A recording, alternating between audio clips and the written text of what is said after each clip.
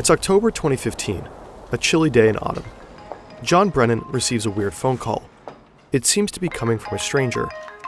He hesitates a second, then picks up. Hello? John Brennan? Who is this? You're a f***ing loser. If John Brennan hadn't been John Brennan, this might have looked like an ordinary prank call.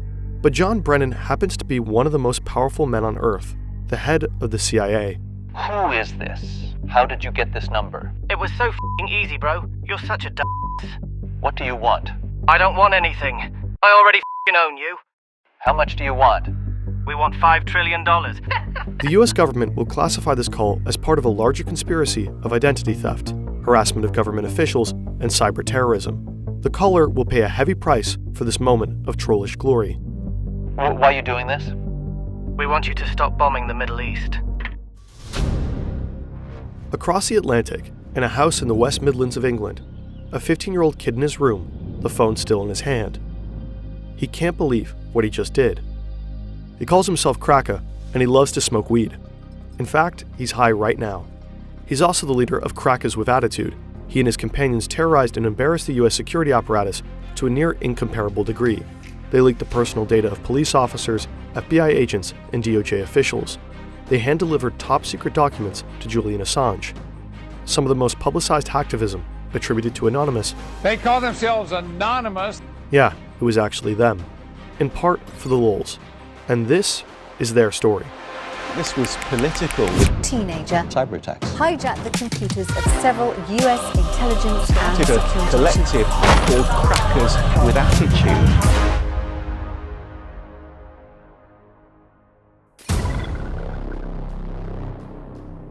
2008 in Virginia, a different kid who only calls himself Default. He's a pretty typical American teenager. He loves soccer, video games, and his dog. He often clashes with his father, who works in the government. At some point, Default starts cheating in his video games. This gives him the first taste of using computers to do things that you're not supposed to. Exciting, powerful things. He starts learning all that he can about how computers work, and how to get them to bend to your will. 2008 was an exciting time to get into hacking. The decentralized hacktivist group Anonymous was in its heyday. If you managed to get into their secret chats, you got a front-seat view of their actions. Anonymous is one of the biggest online vigilante groups. Members hack into companies and governments. Now a worldwide and widely recognized hacking group. Hackers with the group Anonymous. Citizens of the world, we have seen the erosion of due process. A cyber war. Anonymous. Anonymous has struck again. Young Default is fascinated. Anonymous embodies an exciting spirit of freedom through chaos. They showed how you could force the whole world to pay attention without you having to leave your bedroom. Some Anonymous actions are political, some are just trolling, and Default, after tasting this very new kind of power, is keen to learn everything he can about hacking. He starts to hack random websites just for the challenge of it, just to see if he can. But after hanging around Anonymous's chats for a while, he starts to find the group, well, cringe. For one thing, it's crawling with feds. People are getting arrested, and it's tough to know who to trust. Anonymous has become so big that vetting people becomes difficult. There's tons of infighting and doxing. Since it's the only hacktivist group most media outlets know about, Anonymous keeps getting credited for the work of other, often more sophisticated hackers. It's a mess. So Default gets involved with offshoot hacker groups, one of them called AnonSec. The group positions itself as anti-Anonymous. But similar to Anonymous, AnonSec performs operations, hacking initiatives that sometimes have a political purpose, and sometimes are just, as one might say in 2008, for the lulz. I hated recording that. AnonSec is quite advanced, and Default gets better and better at the game. The group controls a botnet. A botnet is essentially a large pack of infected computers under someone's control. You can use those computers to further spread malware across the internet to make the botnet larger and larger. Or you could, for example, attack a server with it in order to overload it. Default is tapping around AnonSec's botnet and gets curious about what computers they've actually gotten under their control. He finds that one is a server of the Canadian Medical School, Windsor University.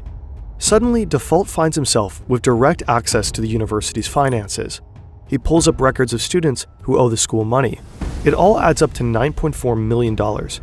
And at the bottom of the list, something very tempting. A delete all button. How could he not push it? These people might, really enjoy having their slate wiped clean, as it were. If you look, some of them owe a substantial amount of money, like $70,000. I think some people owed upwards of over $100,000. It's a lot of money. You know what I'm saying? It's just like perpetual debt that sometimes it just lasts for decades. So, just deleted everything. I went into the PHP shell and just sent everything to DevNull and just shredded it. So whatever I sent there is just not coming back. This is from the podcast Darknet Diaries. They have a fantastic episode with Default. Of course, this story poses some questions. We tried asking the university if the debt stayed deleted. They did not answer, but usually student loans have multiple on and offline and offsite backups. There should be hard copies of the student's signed loan agreements. However, Default feels like he's really doing something at the time. There is a certain rush to committing a crime when it feels like doing the right thing. Other hackers might have used the sensitive student information to make a profit. There's actually a shadow industry worth billions surrounding our most sensitive data. So-called data brokers gather all the info available about us on the internet, your contact information, browsing history, and online transactions. This data is often bundled into shadow profiles, which are then being sold. You might receive a tailored mail or a robocall based on your shadow profile. In the worst case, someone might try to steal your identity. Incogni helps you remove your data from the numerous lists of data brokers. The only thing you have to do is create an account and allow Incogni to act on your behalf. Afterwards, you can easily track the status of all the requests in the dashboard. Check out incogni.com/FernTV for an exclusive 60% discount on a 1-year plan using the code FernTV. Additionally, benefit from a 30-day money-back guarantee. Despite Incogni's efforts, some of your data might still linger online. Always remain cautious when sharing personal information anywhere. By trying out Incogni, you're actively supporting our channel. More and more of Default's hacks are motivated by altruism rather than just curiosity. As recently as 2014, bestiality was legal in Denmark. Other European countries, Germany, the UK, Sweden, had recently banned it. What this meant for Denmark was an increase in animal sex tourism. For years, Danish animal rights activists tried to bring attention to this. They called them dog brothels. So sick. It's so crazy. And I had a dog, so that really pissed me off just thinking about the fact, what if someone took my dog and that happened to my dog? I would freak out. So, as Default describes it, he and other AnonSec hackers lend their technical skills to the animal rights movement. So I think we took down the official Denmark government website, and then we actually defaced it, and said, did you know that your government allows bestiality? And there's bestiality dens where people can go and pay money to do these things to animals. And most of them are people's pets. They shut down bestiality websites via DDoS attacks and tweet evidence of sexually mistreated animals. The information reverberates around the world and is widely condemned. Anonymous gets credit for AnonSec's actions, which deeply annoys Default. But it works. In part due to the hacks, more people know about Danish dog brothels. They talk about them online, protest them, until the case winds up in Parliament. In April 2015, Denmark finally bans bestiality. While Default is leveling up as a hacker, he also becomes an early adopter of crypto. He accumulates a significant amount of Bitcoin, more than 1,000. This would amount to a lot of money today, somewhere around $40 million US. He keeps these Bitcoins on a hard drive in his room.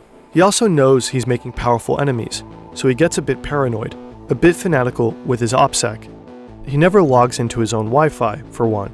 He uses a satellite dish to log into a free Dairy Queen Wi-Fi half a mile away. He's always connecting through a Tor node. Every time he turns off his devices, he makes sure they're encrypted. When he turns them back on, he has to wait 30 minutes for them to decrypt. For the most part, he never tells anybody what he is doing. He knows he has a lot to lose. Ultimately, it won't be enough.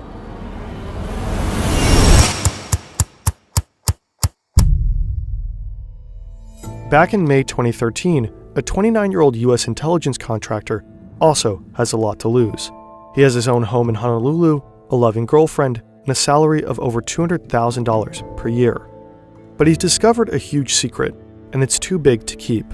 The US government has the ability to spy on pretty much any man, woman, child on Earth who has come into contact with a computer. And this contractor, unwittingly, has helped make that technology possible. He's haunted by this information and horrified that his government is violating its public civil rights so egregiously. He knows that revealing this information to anyone, a lawyer, a judge, or even Congress, would be committing felonies so severe that he would spend a lifetime in prison. He's worried he'll never see his family again, and he doesn't know what consequences they'll encounter if he blows the whistle. But he has to do it. He's been quietly collecting evidence of this secret for a while, and he's just downloaded the last documents. He tells his employer, the US government, that he needs a couple of weeks off to manage his epilepsy. This buys him a bit of time to leave the country without arousing suspicion. He chooses Hong Kong because he views it as a bastion of free speech. He believes it's one of the few places in the world that could and would protect him from the wrath of the US government. There he meets journalists Laura Poitras and Glenn Greenwald and delivers evidence of what used to be waved off as a conspiracy theory. And so Edward Snowden becomes one of the most important whistleblowers of our modern time. Snowden's revelations scandalize the world and spark a long overdue debate about individual privacy versus national security. He inspires many young Americans like Default to take a good hard look at how their government functions. Default doesn't want to sit around and let surveillance happen to him. He wants high-ranking intelligence officials to know what it feels like to be spied upon, to have their private information stored and distributed, and to have it used against them. This is when he teams up with the Crackers with Attitude, founded by Cracker, the kid who's always high.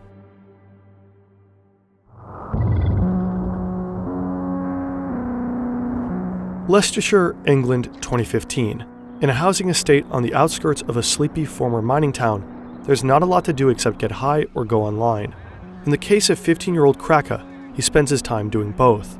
He's angry about corruption, about surveillance, but in particular about the US's involvement in the Middle East. He becomes especially focused on Palestine and sees the US as directly responsible for death and suffering in Gaza. He decides to do something about it. This was political. We heard he was really angry about US foreign policy. So he started a collective called Crackers with Attitude, and then he hacked into sensitive documents online. One of his first victims is James Clapper, then the National Director of Intelligence of the Obama administration.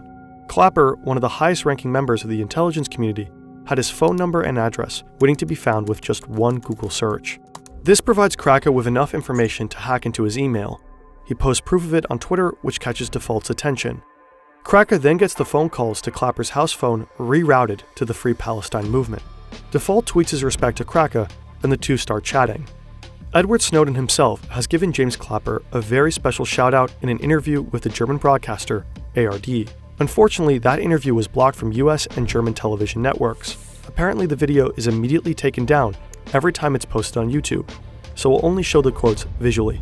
I would say sort of the breaking point is seeing the Director of National Intelligence, James Clapper, directly lie under oath to Congress.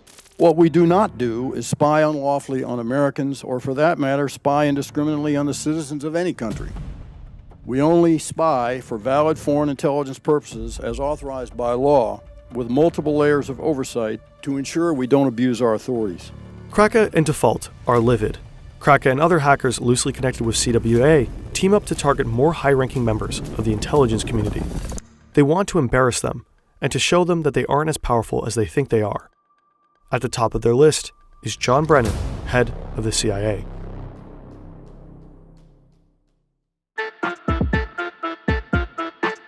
Brennan, like Clapper, has enough information online that he basically doxes himself. Cracker looks up his publicly posted phone number and finds out it's a Verizon number. He calls up Verizon's internal tech support and pretends to be an on-site technician who's having trouble helping a customer on site. Tech support asks Cracker for his employee code, and he just makes one up on the spot. It works. The support technician provides Cracker with access, and suddenly he has the account number, the PIN, and John Brennan's private email address. If you have just enough information on someone, pieced together from different sources, say their address, and last 4 digits of their social security number, you can easily change the passwords on all kinds of accounts and take it over. And that's exactly what Kraken does with Brennan's AOL account. Once he's in the email account, Kraken gets Brennan's private cell number and shares it with Default. And so they start spam calling the director of the CIA, relentlessly calling him and his family. I told him he was a piece of shit. Basically, like, y'all are awful people. Like, really. Like, you're not doing any net positive things for the world. You're just not. John Brennan is freaked out. Sure, the calls are little more than a prank, but how could he know that? At the time, nobody knew who was behind the calls, or what their intentions were. Brennan has to lay low for a while in hiding, with extra security details for himself and his family. At the same time, Kraken's breach into Brennan's email gives him access to sensitive documents. Kraken first posts screenshots on Twitter, but then, egged on by Default, and maybe asking himself, what would Snowden do, he decides to hit up WikiLeaks. Julian Assange himself takes interest. He publishes the documents in October 2015. They include Brennan's 47-page SF-86 application, a sensitive form required for obtaining top-secret government security clearance. The form reveals his criminal history, psychological records, past drug abuse, and other details nobody would want about themselves online. Not only that, from Brennan's emails, WikiLeaks publishes Bush-era recommendations for how the presidency should operate in the Middle East. There is also an internal congressional correspondence from the Senate Select Committee on Intelligence that offered suggestions on how to make future interrogation methods, also known as torture, compliant and legal. The breach cost the agency $1.5 million in damages and relocation costs, as several operatives went into hiding before they knew that there was basically no threat level. Above all, it was widely embarrassing. Hacking into Brennan's email was laughably easy. This is true, and it's true that you guys have actually broken into his private email account. How difficult would you say it is? You mean out of 10? Sure, out of 10. 1. 1. It's a lot of, I guess, private information, really. He's pretty stupid, really. He's supposed to be so high in the government, like head of CIA, that he should be a bit more clever. Can you give us any indication of your background? I mean, how old you are? Are you in the United States? I mean, anything you can tell me about yourself? Yeah, I'm below the age of 20 years old. I smoke pot, and I live in America. And you smoke pot? All day, every day. We wonder what John Brennan must have thought, while undoubtedly watching this in his relocation house. What fury must have built up inside him. The CWA aren't done. They release more and more information. With control over Clapper's and other operatives' accounts, it's even easier to get people to give up information to in turn access further accounts and databases. They gain access to FBI's Deputy Director Mark Giuliano's account. There, they discover a database with personal information of 9,000 Department of Justice officials and 20,000 FBI agents. They post it. They then get access to the Justice Department's Joint Automated Booking System, which has records on all U.S. prisoners. They check out the records of fellow hackers like Jeremy Hammond and post those online as well. They wreak havoc and embarrass one institution after another. Did these kids really think that they were going to get away with it? At the time, I really didn't care. I just that was towards the end of the run. It was just like, all bets are off. You know, I'd gone all the way down the rabbit hole. I just become very disillusioned with people's complacency and their lack of care for what was going on. So it's like, we're going to bring attention to this with like chaos and mayhem.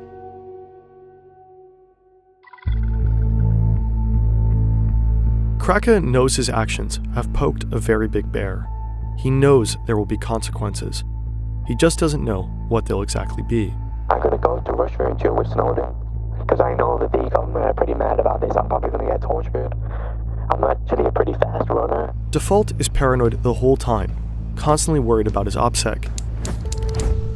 But he let his guard down. Default became involved with an ex-girlfriend of one of his friends. According to him, he asked his friend in advance if it's okay with him. The friend says sure, go for it. He's way over it. But he isn't. Default and his friend are hanging out one night, drinking and chatting over Xbox Live. I slip up for the first time ever, being arrogant and cocky. It comes on the news, CIA director hacked, blah, blah, blah, all this stuff. And I'm like, yeah, that was us, blah, blah. I was like drunk, talking, and just totally like gave myself away. He never thought his friend would do anything with that information. Hell, he didn't even think his friend would necessarily believe him. But today, Default is pretty sure this friend turned him in. When the FBI raids you, they don't knock politely.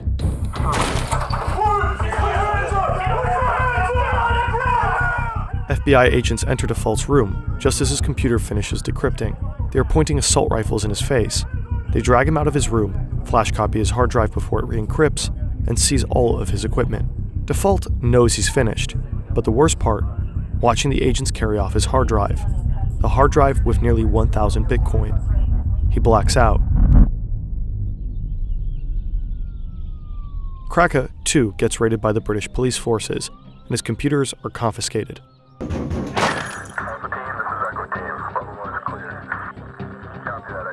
One other CWA member gets arrested in the US, and 3 more in the UK.